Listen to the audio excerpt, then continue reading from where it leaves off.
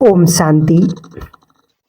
बाबा मिलन की आप सभी ब्राह्मण आत्माओं को, विशेष प्रभु की संतानों को बहुत बहुत शुभकामनाएं। आज के दिन हम सभी इन अभ्यासों का जब प्रैक्टिस करेंगे, अनुभव करेंगे, तो बाबा मिलन की बहुत सुंदर अनुभूति भी होगी और बाबा का आभास होगा कि बाबा मेरे साथ है। तो आइए सुनते हैं, अपने संकल्पों को ऐसा पावरफुल बनाएं कि कुछ भी हो जाने पर हम घबरा ना जाएं। हमारी निर्भयता नेचुरल बन जाए। कुछ भी अचानक हो सकता है और होता भी है। जैसे रास्ते में जाते हैं तो कई बार ऐसा होता है कि कई ऐसी परिस्थितियां आ जाती हैं कि हम डर जाते हैं। तो हमें अपने आप को बहुत श्रेष्ठ स्वमानों में स्थित करके सफल होना, क्योंकि जब हम स्वमानों में स्थित रहते हैं, कैसी भी परिस्थिति हो, कैसी भी सिचुएशन हो, उसको हम पार कर लेते हैं। कोई हमें रोकना चाहे हमारे सदमार्ग पर चलने के लिए तो हमें कोई रोक ना सके, क्योंकि माताओं बहनों के सामने बहुत परिस्थितियां आती, कई प्रकार की। कोई रोकना चाहता है, कई तो ये तो कहते कि गलत मार्ग पर चले गए। सोचो, भगवान मनुष्य से देवता बना रहा है और लोगों को लग रहा है कि गलत मार्ग पर जा रहे।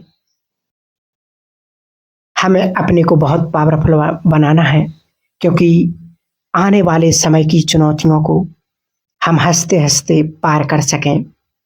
बहुत चैलेंजेस आने वाले हैं जब युग बदलेगा।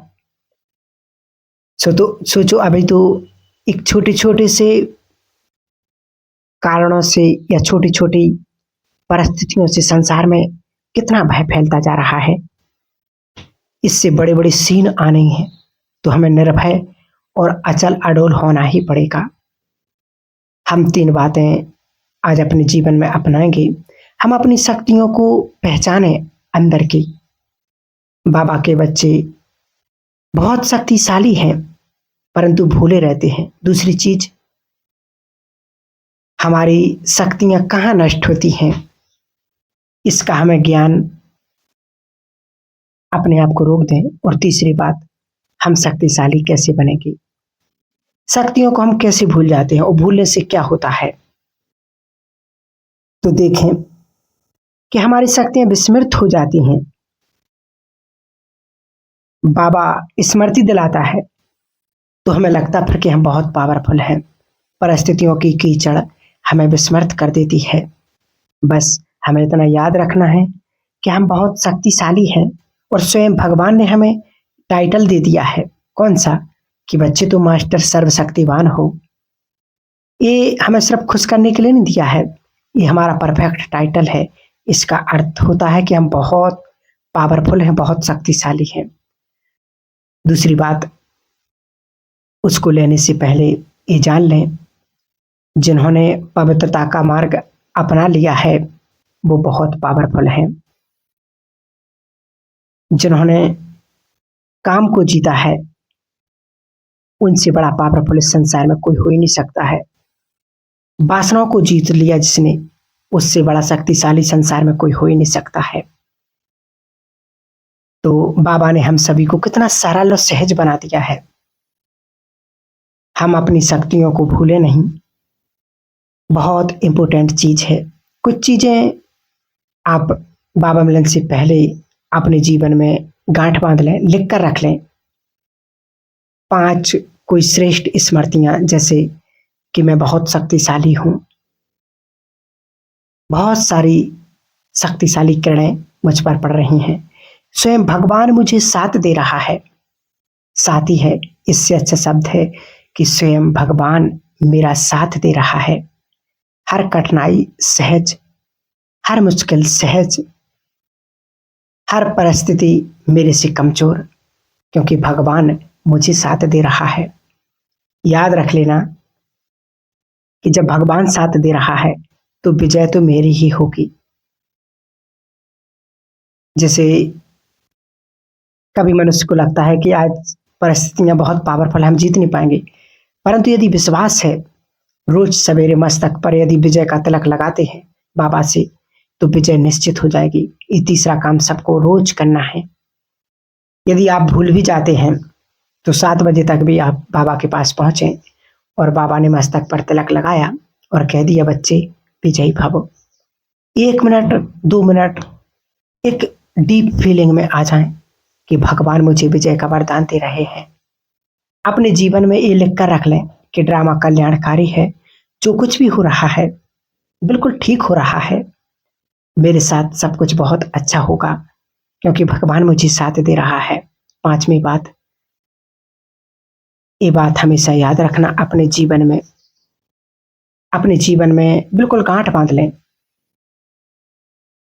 कि मेरे पुण्य कर्म, मेरी प्योरिटी, मेरा श्रेष्ठ भाग्य, मेरा सुरक्षा कवच है। इस बात को एक गांठ बांध लें। सचमुच बहुत सुंदर और बहुत बड़ी बात है जो बाबा ने हम सभी बच्चों को कही है।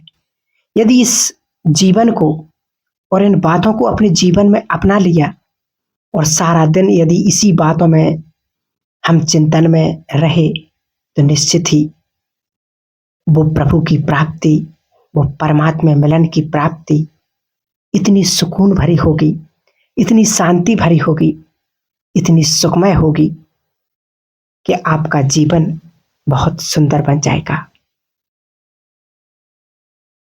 क्योंकि हमारी विस्मृतियां कैसी गड़बड़ हो जाती हैं, क्योंकि संकल्प ही किसी को महान बनाते हैं, शक्तिशाली बनाते हैं, और संकल्प ही किसी को डाउन कर देते हैं। आप एक छोटा सा उदाहरण रखें, जैसे बाबा का बच्चा है कोई, उसको जीवन में परिस्थितियां आ रही हैं, उसका मनोबल डाउन होने लगा और उसको लगता कि बाबा मेरे साथ ठीक नहीं कर रहा है, मेरा समय खराब है, मैं जब भी कुछ करना चाहता हूँ तो भाग्य साथ नहीं देता है, बाबा भी मुझसे लूट गए हैं, ऐसे सोचते हैं कई बाबा के बच्चे। तो क्या होगा? वास्तव में उसका भाग्य उसका डाउन हो जाएगा, परिस्थितियां और बढ़ती जाएंगी। और जिसको भी ऐसा लगता हो वो सवेरे उठ करके 5 मिनट उठ करके देखें कि स्वयं भगवान मेरा साथ दे रहा है। मेरे जैसा भाग्यवान कोई नहीं, मेरे जैसा शक्तिशाली कोई नहीं, क्योंकि मेरे अच्छे दिन चल रहे। अब तो बुरे दिन तो उसी दिन समाप्त हो गए थे जिस दिन भगवान पहली बार मुझे परमात्मा की प्राप्ति हुई, उसका परिचय मिला, उसके हम जब बने, उसी दिन से हमारा बुरा दिन समाप्त हो गया था। तो हमारा भाग्य फिर कैसे चमकता है, परिस्थितियां कैसे भागती हैं, रहेंगी ही नहीं। तो हमारे संकल्पों में ही बहुत शक्तियां हैं। हमारे संकल्प ही हमें डाउन कर सकते हैं और बहुत पावरफुल बना सकते हैं। क्योंकि हम देखते हैं कि कैसे कैसे हमारी शक्तियां नष्ट होती हैं, तो इसका ध्यान बहुत रहना चाहिए। माना कि आपने 10,000 कमाए और 2,000 व्यर्थ नष्ट कर दिए, तो आपका धन इकट्ठा होगा? नहीं होगा। आपने यदि अपनी बैटरी को पूरा फुल चार्ज कर लिया, लेकिन थोड़े समय में आपने इतना यूज कर लिया कि वो 10% बची, तो अधिक काम नहीं हो पाएगा। आप सवेरे बहुत जल्दी उठे, 3 बजे उठे, बहुत अच्छा योग किया, आपको लगा मजा आ गया, शक्तियां जमा हो गई, लेकिन दिन में 1-2 घंटा यदि व्यर्थ चिंतन चला गया, शक्तियां जाते रहेंगी। लीकेज है, ये छेद है, शक्तियां बहती रहेंगी। छोटा मोटा पाप कर्म हो गया, देह की दृष्टि हो गई, मुख से कटु वचन बोल दिए, एक बार क्रोध आ गया तो शक्तियां बह गई। तो जब हम स्वयं को शक्तिशाली यदि बनाना है तो इन चीजों से हमें बचाना है। इसलिए अच्छे पुरुषार्थियों को, उन्हें जो चाहते हैं कि जीवन में कभी विघ्न बाधाएं ना आए तो हम हंसते हंसते पार कर लें। जो ये चाहते हैं कि माया पर हम पूरे विजयी बन जाए, विजयी रहें, माया हमें हरा नहीं सके, उन्हें ये छेद, ये लीकेज बंद करना चाहिए समझदार होकर के। अब वो नहीं करना है जो पहले हम करते थे, अब वो नहीं करना है जो संसार कर रहा है। वास्तव में अब वो करना है जो हम करने के लिए आए हैं, जो भगवान हमसे चाहता है, जो बाबा की हम सभी से आस है।